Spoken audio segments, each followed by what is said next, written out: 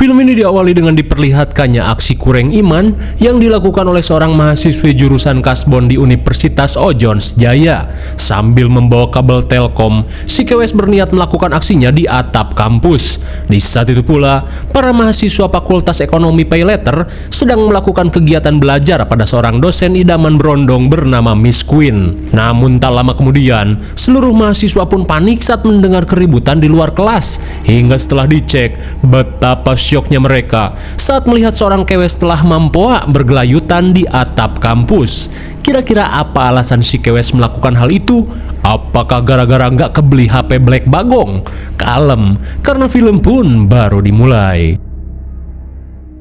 Singkat cerita, scene beralih pada seorang pria nolep bernama Nino yang sedang asik mengurut cacing sambil membayangkan perhelatan jigong dengan Mbak Dewi Persik.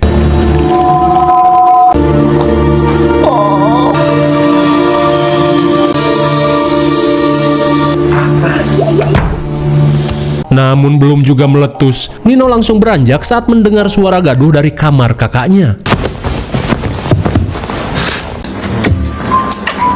Melihat kakaknya sedang bermaksiat dengan pacarnya, Nino yang hejo bergegas melakukan aksi Mission Impossible.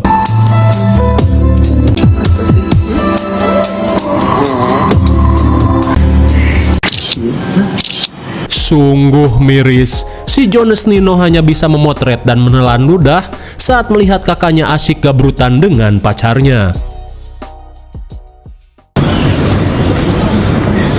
Di keesokan harinya, sebelum pergi ngampus, si kakak yang bernama Aldo terlihat asik teleponan dengan bebeknya, di mana ia yang ketagihan dengan servis si bebek memintanya untuk datang lagi ke rumah mumpung orang tuanya sedang kabur dari penyidikan KPK ke luar negeri. Hingga setelah telepon berakhir, Aldo yang harus mengikuti ujian kampus meminta adiknya yang bujil ini untuk menjemput pacarnya yang bernama Firni di kolam renang Haji Jajang.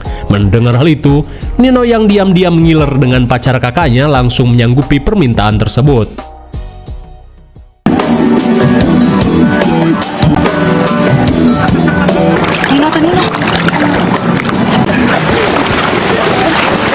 Setibanya di kolam Haji Jajang, Nino pun melongo saat melihat tombol Super Firni dan juga bestinya yang sayangnya diblur oleh KPI. Rupanya, sosok Dewi Persik yang selama ini dibayangkan adalah Firni.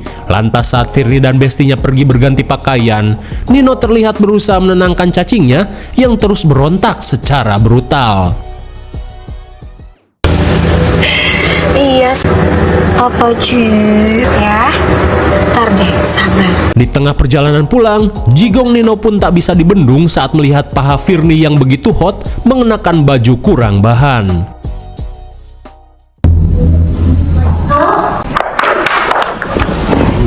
Anjay! Bagaikan di Los Angeles, kedatangan Firni langsung disambut dengan perjigongan. Di saat itu pula, Nino hanya bisa menelan ludah dan menahan cacingnya yang semakin berontak di dalam sempak. Di keesokan harinya, saat Nino sibuk mencuci PW antiknya, di saat itu pula, Firni tiba-tiba datang dan menanyakan keberadaan Aldo. Mendengar hal itu, Nino berkata jika Aldo sudah pergi ngampus. Setelah gagal nebeng, Firni langsung pamit, namun sebelum pergi, tiba-tiba Firni merasakan keanehan pada roknya. Lah eta si Bagong! Tanpa rasa malu, Firni meminta Aldo untuk membetulkan roknya. Ayo, please.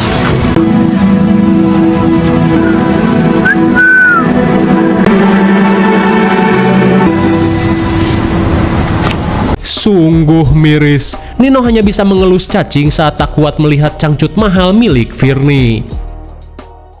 Di malam harinya, si nolep Nino yang terobsesi pada kemolekan Firni akhirnya menonton tutor pelet dari host fenomenal acara Uka-Uka bernama Toro Margen. Dalam video tersebut, Toro Margen memberitahukan tentang keampuhan pelet tali pocong perawan yang mampu membuat para kewes kelepek-kelepek secara instan, di mana tali pocong yang dijadikan media pelet harus diambil sebelum 40 hari jasad itu dikuburkan. Meskipun ngeri, namun Nino yang tak kuat menahan derita akhirnya membulatkan tekad untuk mencari tali pocong tersebut.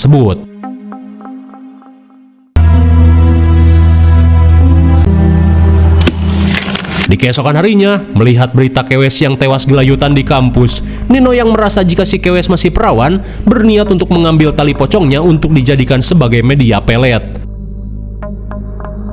Singkat waktu, malam pun poek. Setibanya di TPU, Nino yang sudah dibutakan knalpot dan tombol Firly yang begitu racing membulatkan keberanian untuk mencari makam si Kewes. Lihat, kalau makan angin sih, Bang. Namun melihat makam si Kewes dijagaya di Bansos dan Ucup, Nino berusaha sembunyi dan menunggu mereka lengah. Hingga sesaat kemudian, dia ngantuk mengajak Ucup untuk molor. Tawa.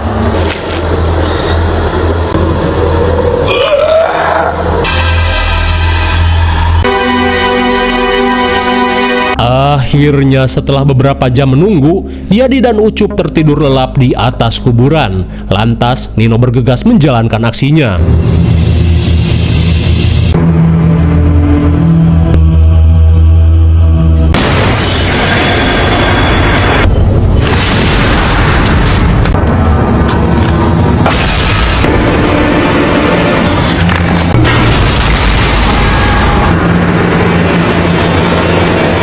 Sungguh gelo. Setelah bertahan dari gangguan dedemit, Nino pun teringat jika ia harus membuka tali pocongnya menggunakan gigi.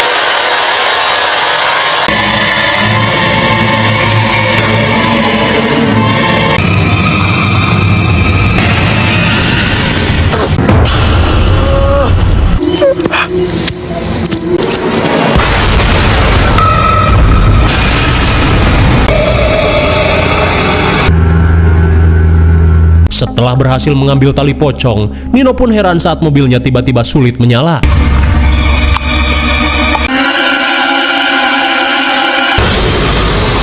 Setelah diteror setan kecil-kecilan, Nino yang panik langsung tancap gas.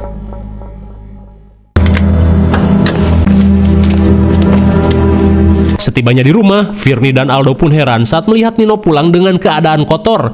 Namun Nino beralasan jika ia hanya kecebur di got bekas pencitraan. Nggak apa-apa beneran.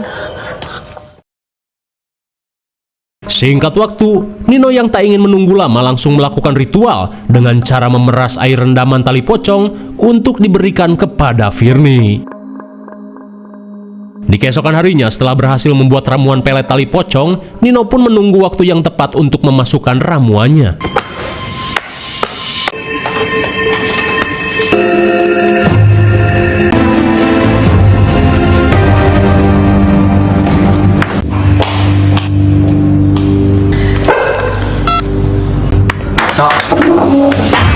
Namun sueknya, aksi Nino gagal saat Firly malah menumpahkan minumannya. Di saat itu pula, Nino tidak mengetahui kejadian itu setelah ia ditegur oleh Aldo. Di tengah situasi kikuk, Aldo yang dipanggil oleh Firly bergegas pergi ke kampus. Hingga sesaat kemudian, entah bego atau apa, meski mejanya terlihat basah, namun Nino merasa yakin jika Firly telah menghabiskan minumannya.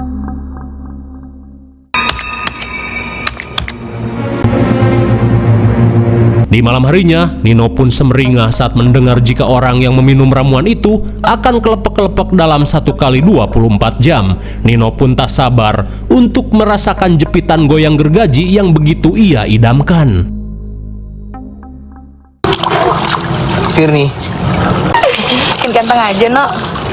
Di malam harinya, Nino kembali disuruh untuk menjemput Firly. Di saat itu pula, teman Firly yang bernama Vanessa akan memberikan kode keras pada Nino. Akan tetapi, Nino yang kekeh pada Firly tidak memperdulikannya. Come on, Fanny.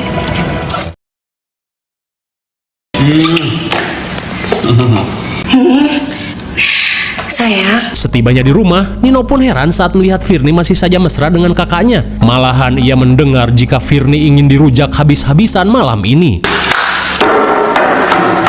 Sayang.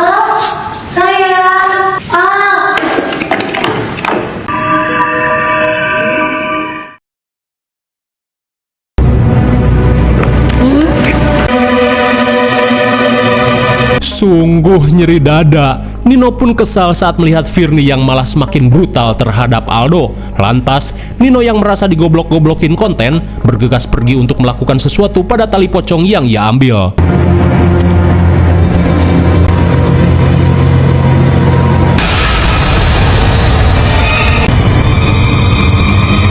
Gua nggak percaya sama lo, tau nggak?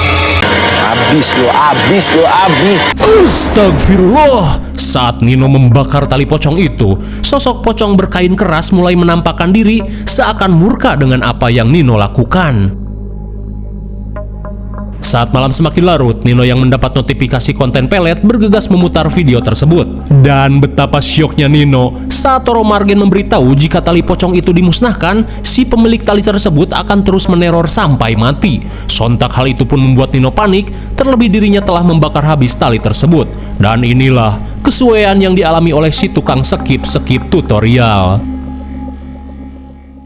Ya, dah.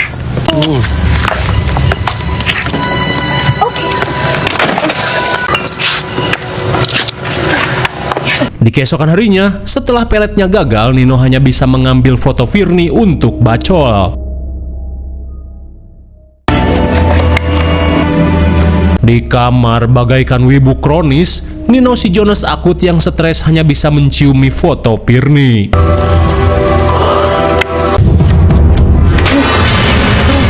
Astagfirullah, betapa syoknya Nino saat foto yang ia ciumi tiba-tiba berubah menjadi pocong berwajah poek. Di malam harinya, Nino yang stres terlihat mencari angin untuk menenangkan diri.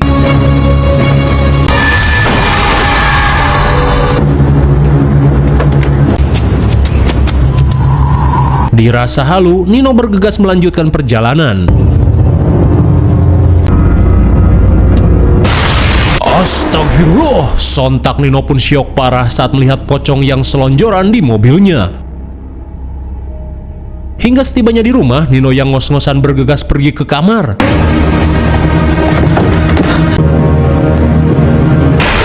Go boy! Nino pun panik saat wallpaper PC-nya berubah menjadi pocong.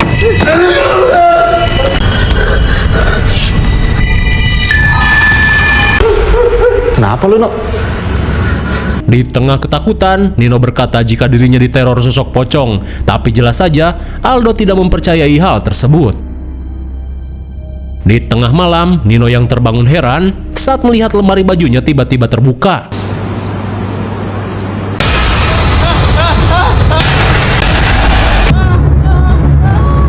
Betapa lemasnya Nino saat melihat si pocong berwajah poek muncul dengan berbagai pose. Di saat itu pula, Aldo yang datang pun heran saat melihat Nino yang ketakutan. Kamu lihat sendiri kan? Di keesokan harinya, Aldo dan Firni khawatir saat melihat keadaan Nino yang sudah seperti ODGJ. Tak ingin Nino gelo beneran, mereka pun sepakat untuk mengajak Nino ke bukolog.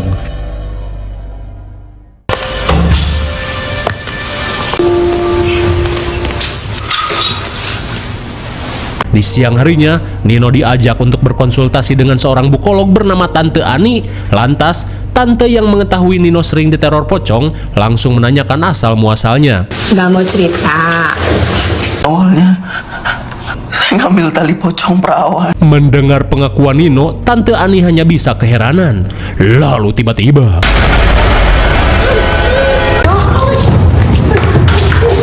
astagfirullah, Nino langsung tiba baranting saat melihat pocong poek dalam akuarium ikan cupang. Singkat cerita, beberapa minggu kemudian, Nino yang terus diteror pocong kini sampai menderita tipes dan mencret akut. Ia pun harus menjalani perawatan intensif di Ojons Imah Gering. Hingga di malam harinya, Nino yang terbangun langsung panik saat melihat sosok pocong belok jogrok di depan pintu.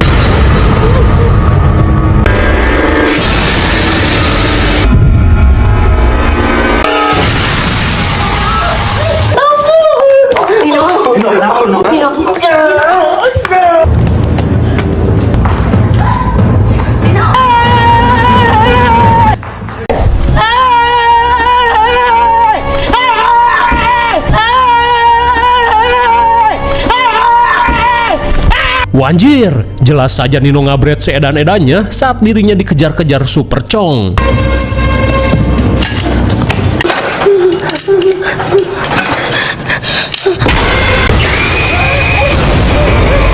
Sekali, Nino pun sampai di sembur jigong pocong yang sangat bau bangke. Hingga di tengah pelarian, Nino yang kembali dibegal pocong langsung mengeluarkan jurus paduli bagong.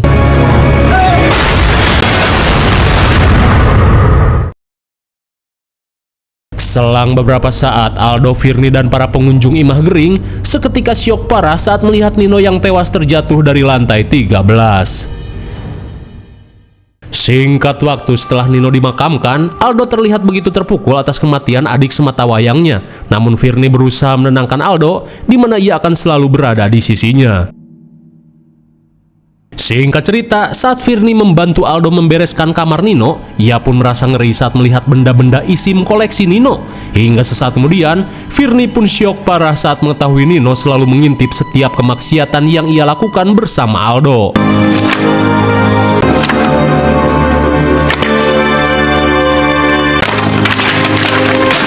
Maafin Nino ya. Dan betapa syoknya mereka saat melihat bebenguk pocong poek dalam tumpukan foto tersebut. Di keesokan harinya, Aldo yang ngecewer pun heran saat melihat tisu toilet yang menggelinding ke arahnya.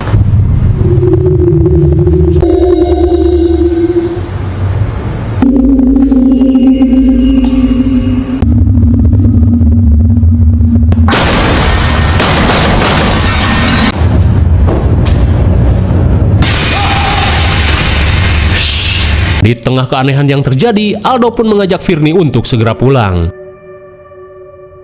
Singkat cerita, meski keleknya sudah bau hangit, Aldo yang malas mandi langsung berganti baju.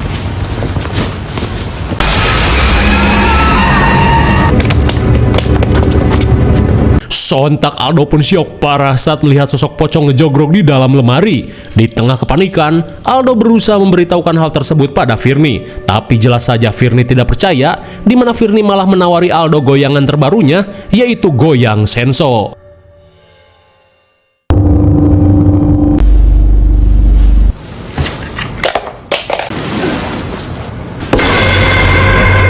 Sementara di sisi lain, Firni yang berusaha tidur tiba-tiba panik saat menyentuh sesuatu di ranjangnya.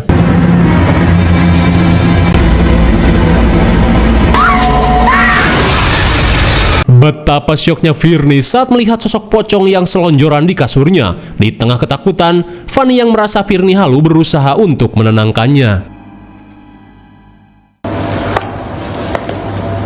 Hingga di malam berikutnya, Firni yang pulang ke apartemen terlihat was-was saat merasakan aura aneh di dalam lift.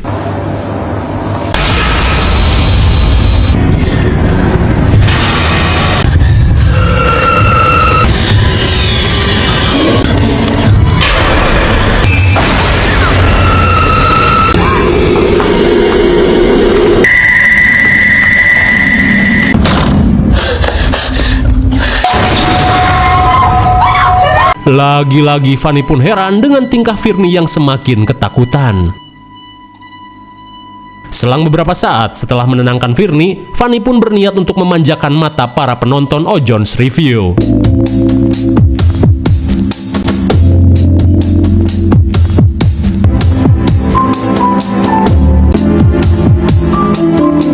Bagaikan iklan Rinso dengan busa melimpah, Fanny terlihat asyik berendam. Sementara itu, Firni mendengar HP Fanny berdering.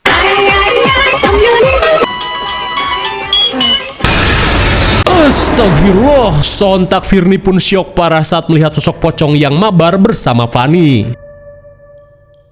Di keesokan harinya, ketika Firni main ke rumah Aldo, ia pun syok saat menemukan aib Nino di dalam blog pribadinya. Dan kini, mereka pun mengetahui jika sebenarnya Nino telah mencuri tali pocong perawan untuk memelet Firni. Lantas, mereka pun sadar jika teror pocong dan kematian Nino merupakan tulah dari tindakan sesat yang Nino lakukan. Akan tetapi, Firni pun heran, kenapa saat ini si pocong malah meneror mereka. Kira-kira apa yang sebenarnya terjadi? Di malam harinya, setelah puas digoyang senso 3 ronde, Aldo pun heran saat melihat TV-nya mengalami gangguan.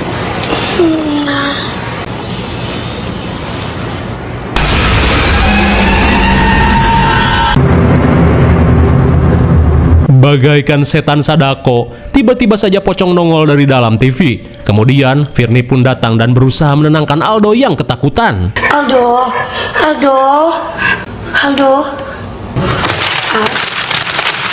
Saat menemukan koran, tiba-tiba saja Aldo teringat pada seorang kewes yang tewas bergelayutan di kampusnya. Lebih. Mungkin selama ini lo tuh sayang sama gue dong. Tidak, jangan.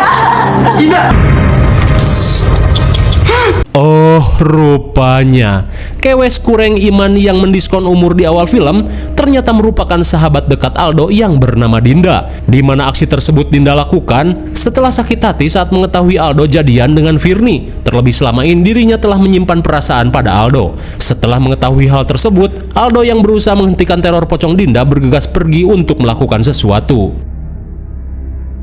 Sesaat kemudian, Aldo yang berusaha menepati janjinya pada Dinda untuk sehidup semati terlihat menyiapkan mental untuk menyusul Dinda. Hingga saat pocong Dinda datang, Aldo yang tak pernah peka pada perasaan Dinda berusaha meminta maaf atas kesalahannya, di mana sejujurnya Aldo tidak pernah berniat untuk menyakiti Dinda dan selama ini ia hanya menganggap Dinda sebagai teman dekatnya saja. Setelah mendengar hal itu, Dinda yang mulai sadar tiba-tiba berubah menjadi Kewes Cindo. Ia pun sadar jika kematiannya hanya didasari oleh bisikan setan.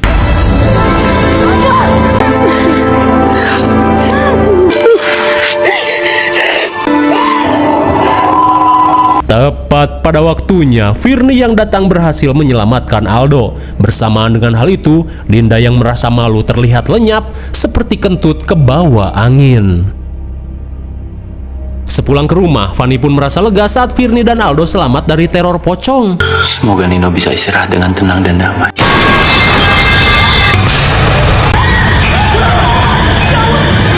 Astagfirullah, betapa syoknya mereka saat melihat pocong Nino jatuh seperti buah nangka. Lantas apakah mereka akan diteror pocong Nino? Paduli bagong karena film pun sudah berakhir.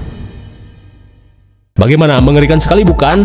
Obsesi Nino pada Firni DP membuatnya nekat melakukan ritual sesat. Namun akhirnya tindakan bodoh itu berujung petaka dan membuatnya tewas secara mengenaskan.